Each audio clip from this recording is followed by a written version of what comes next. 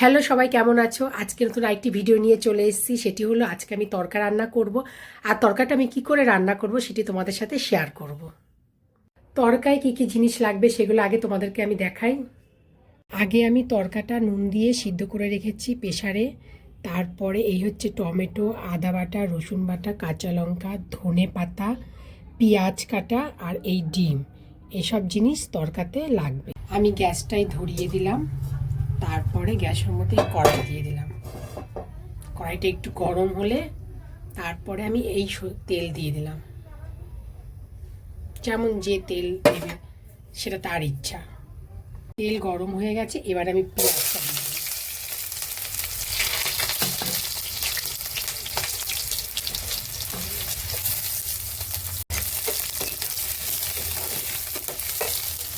একসাথে আমি সব দিয়ে দিচ্ছি। এবার ভালো করে নাড়াচাড়া দিতে হবে।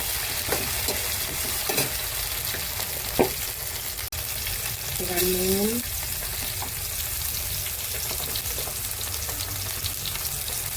হলুদ দিতে হবে,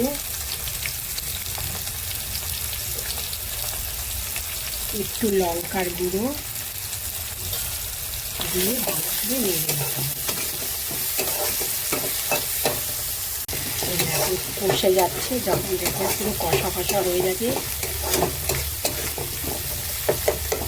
বারবার শুধু নেড়ে যেতে হবে যাতে নিচে না লেগে যায়।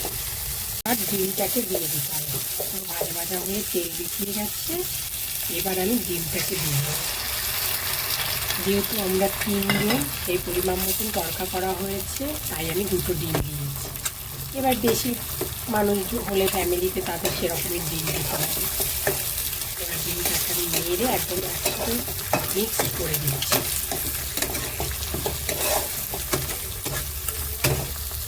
এটা পুরো ভাজা ভাজা হয়ে গেছে, দেখো একদম পুরো একসাথে হয়ে আসছে, পুরো ভাজা ভাজা।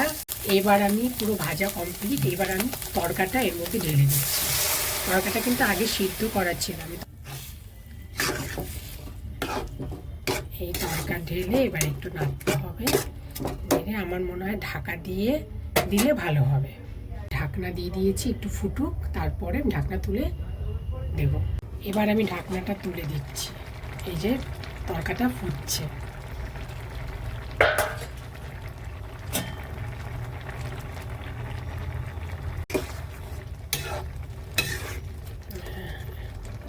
এবার আমি এর ভেতরে মিষ্টি দেব। যে যেমন মিষ্টি খায়, আমরা একটু মিষ্টি বেশি খাই তাই একটু মিষ্টি বেশি দিচ্ছি। তোমরা যেমন যে খাবে তরকারিতে মিষ্টি সেরকম মিষ্টি দেবে। তরকারিটা টকবক করে ফুটছে, এবার আমি ধনে পাতা দিয়ে দেবো। ওপর দিয়ে ধনে পাতাটা দিলে একটু সেন্ট হবে ভালো, আর খেতেও খুব ভালো লাগবে। এই ধনে পাতা দিয়ে দিলাম। শীতকালে যে কোনো জিনিসের মধ্যে ধনে পাতা দিলে না, ধনে পাতার গন্ধতে যেন মনে হয় খুব স্বাদ হয়ে যাচ্ছে। এই আমার তরকা রান্না কমপ্লিট হলো। এই তরকা রান্না শেষ হলো। আর আমি যেরকম যেরকম তরকা রান্না করেছি আমি সেম তোমাদের সাথে সেটাই শেয়ার করেছি। আর মাঝে মাঝে আমি নতুন নতুন রান্না তোমাদেরকে দেখানোর চেষ্টা করব, কারণ সবসময় সময় হয়ে ওঠে না। আর ভিডিওটা আমি তাহলে এখানেই শেষ করি। তোমরা সবাই ভালো থেকো। টাটা সবাইকে।